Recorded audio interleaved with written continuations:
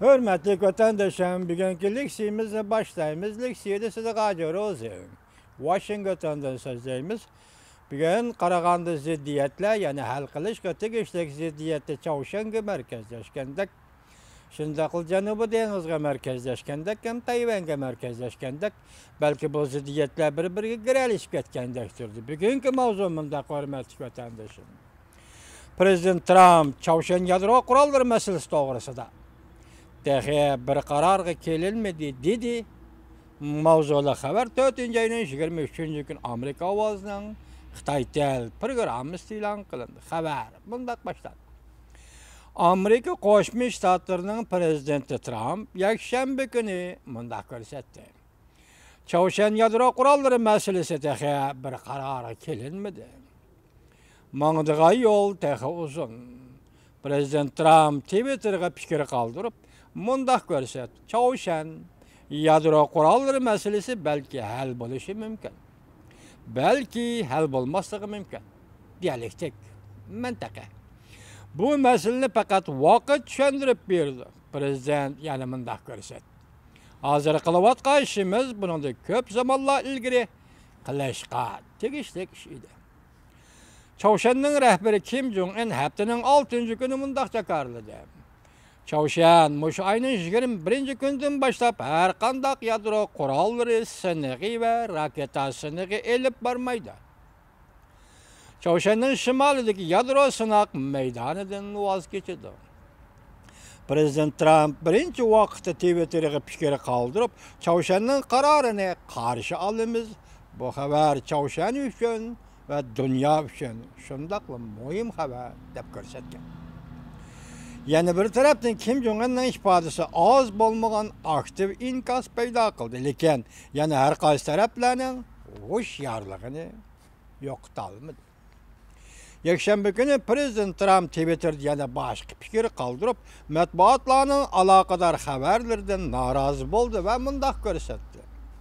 Amerika radio televiziya shirkatining riyosatchisi Amerika köp yol koyup etti. Lekin Çavuşan hiç demeden vazgeçmedi dedi. Biz hiç kandak yol koymadık. Ola özü yani Çavuşan yadro kurallardan vazgeçip sınak meydanına takayımız. Hem de kayıt yadro sınağı elip barmayımız dedi. Amerika radyo şirketi NBC'nin riyasatçısı Jack Çavuşan'ın rəhbəri Kim Jong-un yüzaki yolda nurgun yol koygan boldu. Əməliyyatda köp nərsəyə erişdi. Amerika heç nərsəyə erişəlmədi degen idi. Çavuşan yadro qurolları meselesi boyunca hiç qandaq kapalat elib çıxmadı, ya kapalat vermedi. İkinci xəbər, hörmətli vətəndaşım. Rusya Federasyası Tashqi ishlar ministri Raulov Junguni ziyorat qildi.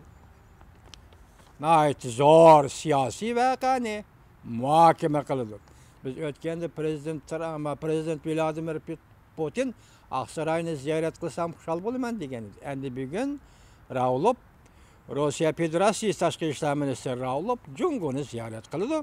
Nəhayət zor siyasi vaqani muhokama qildi. Mavzuli xabar 4-ayning 21 kuni Duvit orbitida e'lon qilindi. Xabar bunday boshlandi. Rusya Federasyasining Tashqi ishlar ministri 4-ayning 23 kunidan 24 kuniga Junguni ziyoratda bo'ladi. Demak, bugun Latin keldi degan. Hamda Junguning raisi Xi Jinping va Tashqi ishlar ministri bilan ko'rishdi. Rais Xi Jinping va Tashqi ishlar ministri Wang Yi bilan ko'rishdi.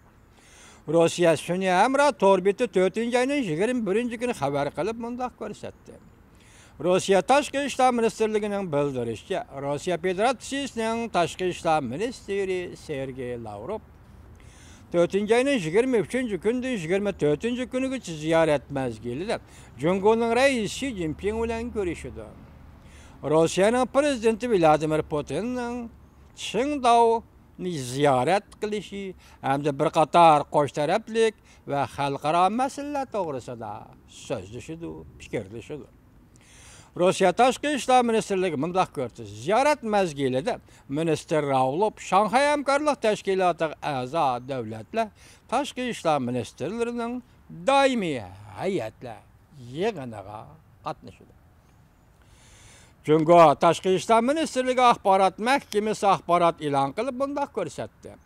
Sergey Lavrov Beijingda davlat mahkamasining a'zosi qo'shimcha Tashqi ishlar ministri Wang Yi bilan suhbat o'tkazdi. Jungoning raisi Xi Jinping bilan uchrashishda bu yil ikki taraf munosabatidagi eng muhim siyosiy voqea Prezident Vladimir Putin 6-oyda Qingdaoda o'tkaziladigan Shanxay hamkorlik tashkilotining yuqori darajaliklar yig'ini qatnashadiganlik muhim ko'ngil biladigan nuqtadir. Buningdan boshqa Rossiya Tashqi ishlar ministrligi to'liqlab xabar qilib mundaq ko'rsatdi. Rossiya Tashqi ishlar ministri Lavrov Jungo Rossiya hamkorligining munosabatining hozirgi holati va kelgusi to'g'risida fikr almashtirdi. Xalqaro ishlardagi qo'sh taraflik hamkorlik masalasi hamda eng real rayonlar masalasi.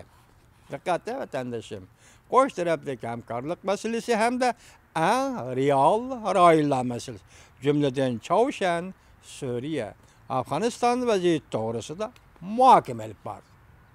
Jungo bilan Rossiya, Wang Yi ministri bilan Rossiya Federatsiyasi ministri Sergey Lavrov yuqorida muhokama olib bordi.